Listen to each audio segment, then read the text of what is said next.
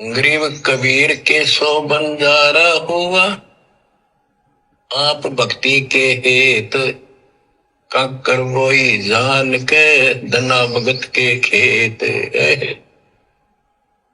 धन्ना भगत जी बहुत जबरदस्त लगन की लगी हुई थी उनकी, बहुत जबरदस्त भगत थे। दया भाव संत में होती है।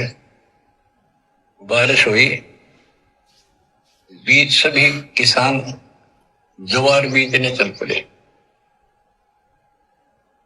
धन्ना की पत्नी ने भी ज्वार दे दी 5 किलो, अल्लाह खेत में दो के आओ। भगत जा रहा था बैलों को साथ, बैल लेकर के, हल लेकर के। रास्ते में 4-5 भगत भूखे थे, बैठे थे। अब भगत स्वाभाविक साधु संत को देखकर राम राम करी, उसने बैल खड़े कर दिए, बैठ गया 2 मिनट। भगवान का सुबह सुबह पता चला कि उन्होंने 3 दिन से भोजन नहीं खाया था और मरने के कगार पर। कहने लगे भगत हम तो मृत्यु के निकट हैं, कहीं भोजन नहीं मिला। क्योंकि रेगिस्तान राजस्थान या भी पहले सारी स्थिति ऐसी थी नहीं बढ़िया वाली जनता की। बारिश हो गया तो फसल होगी ना, तो भूखे मरा करते।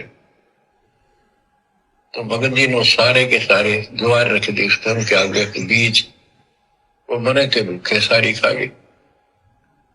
अब वो चल पड़े। भगत जी ने सोचा ही वे घर वाले लड़ेंगे, पत्नी भी गर्म मिजाज की थी। और इसमें तो भाई कोई भी टोक दे, बीज भी कित खा गया तो कित खो दिया। किसान का तो जीवन होता बीज, लेकिन उसने परिवार न्यौछावर कर दिया।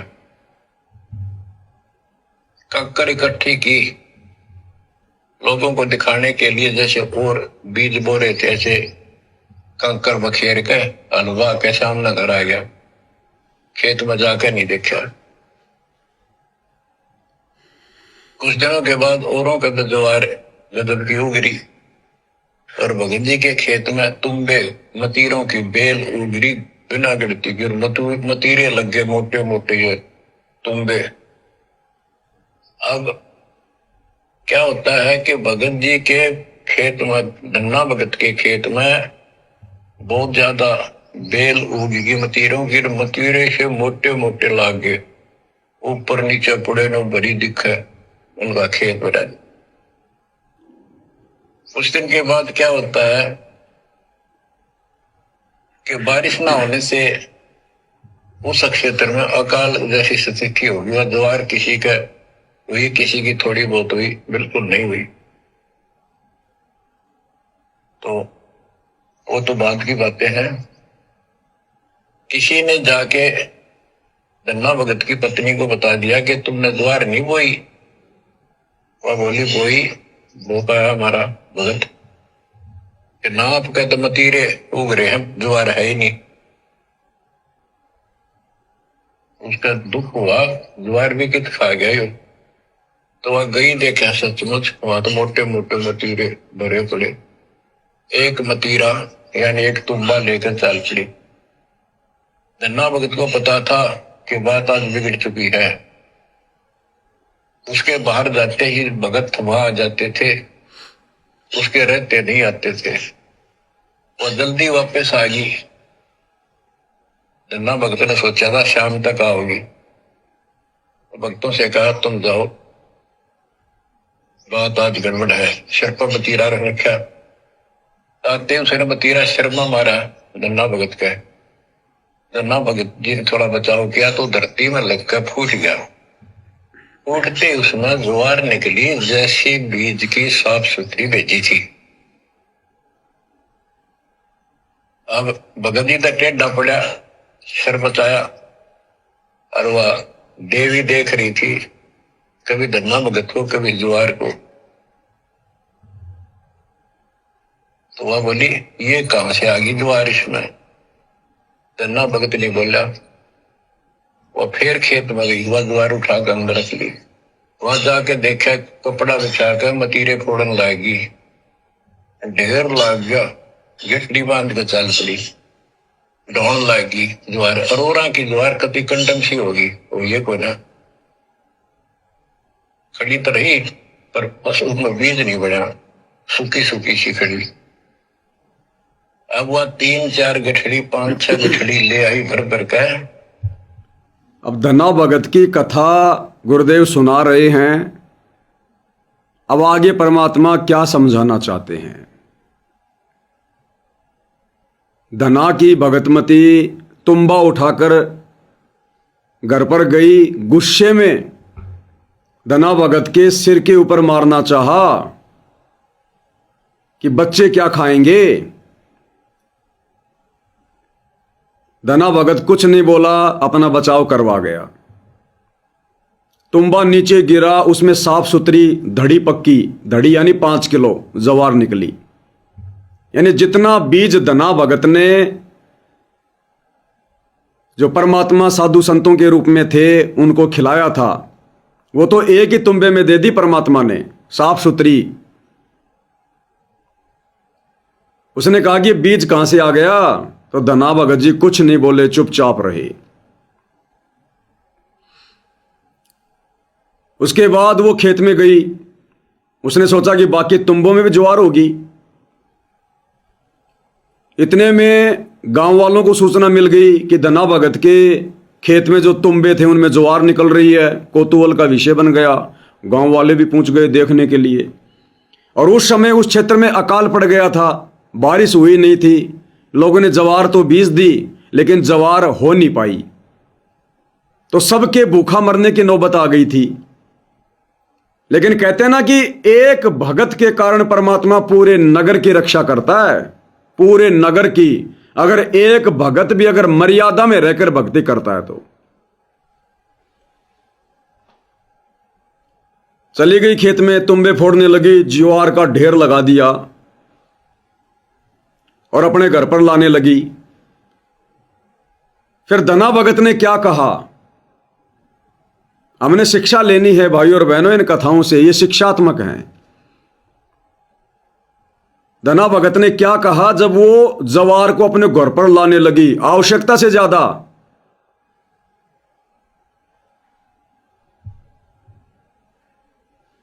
भगत बोला, जितनी आपने अपनी होनी चाहिए थी ना तेरे खेत में उतनी रखना, ज्यादा ना लेना भगतमती। क्या कहा धना जी ने कि जिस साइज का हमारा खेत है, 1 एकड़ का है, 2 एकड़ का है, और जो हमने बीज बोई थी उस हिसाब से जितनी बीज हमारे खेत में होनी थी उतनी ही ज्वार अपने घर पर लेकर जाना, लालच मत करना, आवश्यकता से ज्यादा नहीं। लेकिन वो नहीं मानी, बेसब्री हो गई। जितनी उसके खेत में होनी थी उतनी ज्वार तो वो घर पे लाकर रख दी। उसके बाद जब वो लेकर जाने लगी तो वो रास्ते में ही खत्म हो जाती, निकल जाती, उसको पता भी नहीं चलता। खेत से तो वजन ढोती हुई जाती गधे की तरह, और जैसे घर पर पहुंचती 1-आधी किलो रह जाती, सारी बीच में फैल जाती। अंत में वो थक हार के बैठ गई। इस कथा के माध्यम से गुरुदेव हम भक्तों को संदेशा दे रहे हैं। ये कथाएं मनोरंजन के लिए नहीं है, हर कथा से एक शिक्षा मिलती है। वर्तमान में इस भक्ति युग में हम सभी भगत भाई बहनों ने यदि अपने पास में, अपने घर में यदि कोई भी अनावश्यक वस्तु रखी, आवश्यकता से ज्यादा धन का या अन्न का यदि हमने संग्रह किया, वो वस्तु हमें नुकसान देगी। हम व्यर्थ में बेगार करते रह जाएंगे। जैसे वो धना की भगतमती बेगार करती रही, सिर पर ढोती ढोती रही, लेकिन घर जाते जाते सब समाप्त। तो हमें जिन आवश्यक वस्तुओं की आवश्यकता है हम केवल उन्हीं को खरीदें, उन्हीं को घर में लाएं। अनावश्यक वस्तु हमने संग्रहित नहीं करनी है। अगर आप गांव में रहते हैं, प्रतिवर्ष आप जी अनाज पैदा करते हैं, 2, 4, 5 क्विंटल आप अपने लिए रख लेते हैं। आपने केवल उतना ही करना है जितनी आपकी आवश्यकता है। इस भक्ति में आने के बाद आप भगत हैं और आपके पास में 10 एकड़ जमीन है और आपको मिल गया नाम उपदेश सतगुरु रामपाल जी से, आपको समय की कीमत का पता चल गया, समासों की कीमत का पता चल गया, फालतू के खर्चे आपके हैं नहीं यदि आप मर्यादा में रह के भक्ति करोगे तो। बकवाद करने के लिए गुरु के ज्ञान में कहीं कोई जगह नहीं है अगर आपको ज्ञान समझ में आ गया तो। और आपके घर की आवश्यकता कितनी है? यदि आपके घर की आवश्यकता 5 एकड़ जमीन में अन्न पैदा करने से पूरी हो रही है तो भगत ने उस 10 एकड़ जमीन में अन्न पैदा नहीं करना, भले किसी दूसरे को दे दो बटाई पे। यह है परमार्थ। भले दूसरे को बटाई पे दे दो कि भैया मेरे को इसमें से चौथा हिस्सा दे देना क्योंकि मेरी जमीन है, बाकी 3 हिस्से अपने पास में रखना क्योंकि तू मेहनत कर रहा है, अगले का भी काम चल जाएगा। या नहीं देनी है किसी को, आपको लगता है कि वो मिसयूज करेगा, छोड़ दो, खाली पड़ी रहने दो। आवश्यकता से ज्यादा किसी भी चीज का संग्रह करोगे आपको नुकसान देगी। काल आपको कहीं ना कहीं कुप्रेरणा करेगा, कुछ ऐसी वस्तु घर में ला रखोगे जो वस्तु आपको नुकसान दे जाएगी। नौका में पानी बढ़ जा, घर में बढ़ जा दाम, दोनों हाथ उल्टी हो यो शाणु काम है। हमने बढ़ाना ही नहीं है। अरे नौका में पानी आवश्यकता से ज्यादा बढ़ेगा नहीं तो बाहर निकालने की जरूरत नहीं है। घर में आवश्यकता से ज्यादा धन होगा, माया होगी, हमने बाहर फेंकने की क्या जरूरत है। तो भक्तों ने इस भक्ति युग में, इस भक्ति मार्ग पर, आप चाहे कितने बड़े सेठ हैं, कुछ भी है, आपके पास में 2 फैक्ट्रियां चलती हैं, अगर आपने उपदेश ले लिया और आपको ज्ञान हो गया, उतना ही काम करो जो भक्ति में बाधक ना हो। आप संसार का पेट भरने के लिए ठेकेदार नहीं हो कि मेरी फैक्ट्री चल रही है तो 50 लेबर का पेट भर रहा है, 50 परिवार चल रहे हैं। वो परिवार परमात्मा चला रहा है, तुम तो लेबर का चला रहे हो, तुम्हारा कौन चला रहा है? तो भगत ने इस बोझ को कम करना है। पहले जो काम धंधा ज्यादा था उसको कम करना है, भक्ति के लिए समय ज्यादा, गुरु की सेवा में समय ज्यादा। तो एक तो भगत ने अनावश्यक वस्तुओं का संग्रह नहीं करना और एक आवश्यकता से ज्यादा। तो धना ने कहा कि भगवान उतनी ही ज्वार खेत से लेकर आना जितनी ज्वार तेरे खेत में होनी थी, बाकी जमा मत करना। वो नहीं मानी तो देख लो क्या हुआ, व्यर्थ में बोझ मरती रही, परेशान होती रही, उससे ज्यादा ज्वार उसके घर पे नहीं जा पाई, अंत में खुद ही थक हार के बैठ गई। तो अब भगत ने फालतू में बेकार नहीं करनी है, गधे की तरह, बैल की तरह कमाने में नहीं लगे रहना है। ये कमाते कमाते हमारे युग बीत गए, क्या मिला हमें आज तक? अब असली कमाई भक्ति कमाई है, गुरु सेवा की कमाई है, गुरु महिमा की कमाई है। तो सबसे पहली शिक्षा तो यह मिलती है, यदि हम भगत हैं तो वास्तव में अगर टेंशन को कम रखना चाहते हो, तो टेंशन समाप्त करना चाहते हो, तो आवश्यकता से ज्यादा वस्तुओं का संग्रह मत करना। लोगों की देखा देखी, ये गाड़ी घोड़े मकान आदि, इन चीजों के चक्कर में मत पड़ना। वास्तव में आवश्यकता है तो लेके आओ, वो भी आवश्यकता के अनुसार। अगर आपको 5 लाख की गाड़ी की आवश्यकता है, 5 लाख की गाड़ी से आपका काम चल रहा है, तो 50 लाख की लाने की जरूरत नहीं है। दिखावा नहीं करना, वो जी का जंजाल बनेगा, परेशानी पैदा होगी, टेंशन ही टेंशन होगी। तो पहली शिक्षा तो ये दे रहे हैं हमें गुरुदेव भगवान। दूसरी शिक्षा, हालांकि यहां गुरुदेव ने जिक्र नहीं किया, लेकिन बहुत सारे सत्संगों में कहा है। धना भगत था, आधीन था, लेकिन उसकी घरवाली काल प्रेरित थी। वो भक्ति को पसंद नहीं करती थी, लड़ाई झगड़ा करती थी, भगत के साथ मार पिटाई करती थी, गाली गलौज करती थी। लेकिन धना भगत ने कभी भी मर्यादाओं को उल्लंघन नहीं किया, अपनी हद पार नहीं की। जो तो को काटा बोवे वाको बोतु फूल, उस वाणी पे चला। आवत गाड़ी एक है उल्टा हो अनेक, इस वाणी पे चला। कबीरा आप ठगाइए और न ठगिए कोई, इस वाणी पे चला। घर वाले ने बहुत परेशान किया, बहुत दुखी किया। बेचारा डर डर के भक्ति करता था, लेकिन कभी अपनी हद पार नहीं करी, मर्यादा नहीं तोड़ी, उसके जैसा व्यवहार नहीं किया, लड़ाई झगड़े में नहीं पड़ा, धमकाया नहीं, लाल आंखें नहीं की, सहन किया। अंत में परमात्मा ने फिर दया बख्शी। जब ये अद्भुत घटना घटी ज्वार वाली, उसके बाद से परमात्मा की प्रेरणा से धना भगत की पत्नी के भी विचार बदल गए। एक सत्संग में गुरुदेव ने बताया, बाद में इस घटना से प्रभावित होकर परमात्मा की अजब गजब लीला देखकर धना भगत की भगतमती ने भी नाम उपदेश ले लिया और वो भी भक्ति करने लग गई।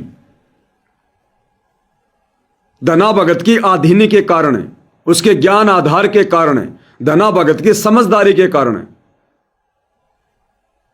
विचार करो, यदि धना भगत भी उसके बराबर होता, वो एक गाड़ी देती, धना भगत 2 गाड़ियां देता, लाल आंख करता, गुस्से में कभी मार पिटाई कर देता, तो वो औरत चाहे भगवान कितना बड़ा चमत्कार क्यों ना कर दे, वो औरत कभी भी भक्ति नहीं अपनाती, कभी भी नहीं अपनाती, क्योंकि वो अपनी आंखों के सामने देख रही है उसके व्यवहार को कि चलो मैं तो भगत नहीं हूं, तू तो भगत है, फिर तू मेरे जैसा व्यवहार क्यों कर रहा है? अरे तेरे अंदर परिवर्तन क्यों नहीं आया? तू ईंट का जवाब पत्थर से क्यों दे रहा है? पहले तू तो सुधर जा। ऐसे ही एक बार गुरुदेव ने सत्संग में बताया कि एक बहन आई, शादीशुदा थी, उस दिन उसका पति भी आया हुआ था जिसने नाम नहीं ले रखा था, उसके कहने से आ गया।